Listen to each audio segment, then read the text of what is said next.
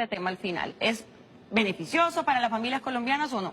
Yo creo que en el balance neto el resultado es negativo, porque si usted mira las cuentas que ha establecido el Ministerio de Hacienda, que ya algunas de ellas ya se las presentó al Congreso de la República, lo que se establece es que en los próximos 4 años se va a duplicar el recaudo de IVA. Así que los colombianos vamos a tener que pagar el doble de lo que pagamos IVA al final de este periodo, que van a ser 4 años. Sin embargo, el ingreso por habitante de los colombianos no se duplica cada 4 años, se duplica cada 33 años. Así que esto necesariamente va a tener un efecto negativo porque va a ser cada vez más difícil llenar el plato de los alimentos de los colombianos. Le voy a dar algunos ejemplos. El arroz va a tener que pagar 403 pesos más por kilo, un colombiano cada vez que compre arroz. Por el plátano, 353 pesos más por kilo. Yuca, 357 pesos más. Y por ejemplo, mire para carne de res, 2.500 pesos más por kilo de carne de res. Así que se va a hacer casi que imposible llenar el plato de la alimentación de los colombianos. Bueno, Mario, se ha hablado de la compensación, pero hay una población que, digamos, va a quedar en la mitad. Y es decir, quienes ganan un poco más del salario mínimo, pero tampoco tienen ingresos altos, para ellos no habría devolución de IVA. ¿Qué tanto puede ser esa afectación? Esta afectación, los cálculos que nosotros hemos hecho es que un hogar de clase media en Colombia tendría que pagar aproximadamente 100.000 pesos más en IVA, ¿sí? Y pues no van a obtener ninguna devolución, pero la devolución para Sisbén 1, 2 y 3 también es algo que por lo menos en la práctica, en la actualidad, es imaginario, porque ¿cómo le van a devolver el IVA a una persona que compra un puñado de arroz o que compra una cucharada de aceite? ¿Y cuál es el mecanismo técnico que está estableciendo el gobierno para devolver esto? Por supuesto que yo lo que creo es que los banqueros en Colombia sí están felices porque para que se le pueda devolver el IVA a esa persona tiene que hacer parte del sector financiero, tiene que tener una cuenta de ahorros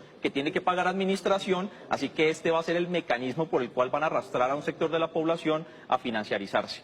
María, hay algo que preocupa y es que hay varios sectores desfinanciados, ¿no? Se habla de la salud, de la educación, del posconflicto. Al final dicen que todo esto iría para poder financiar esos sectores, pero los colombianos dicen, bueno, la cobertura de salud no es buena, la de educación tampoco, ya estamos viendo a los estudiantes. Entonces, ¿cómo generar confianza en el colombiano para que reciba un cambio como este? Este es un problema grave porque el gobierno exige y cada vez los impuestos en Colombia se vuelven casi como una especie de mecanismo confiscatorio de los ingresos de los colombianos, y este es un problema bastante grave en la economía porque hay un proceso de desaceleración de la economía y la única forma de recuperarlo sería a través de estimular el consumo de los hogares, que es justamente lo que se está afectando o lo que se afectaría con esta reforma tributaria. Y esos recursos entran a unas arcas de un Estado que lamentablemente es un Estado que en temas de gasto público es ineficiente, pero además, pues obviamente de todos los indicadores mundiales que muestran lo corrupto que es el Estado colombiano. Así que no existe confianza en que esos impuestos se puedan transferir nuevamente a la sociedad en materia de bienes públicos y de servicios que la sociedad necesita. Bueno, y en el tema, Mario, por ejemplo, cuando se subió el IVA del 16 al 19%, se dijo que eso frenó la economía, el crecimiento económico. ¿De esta manera también se podría estar sacrificando crecimiento económico por recaudo en algún momento?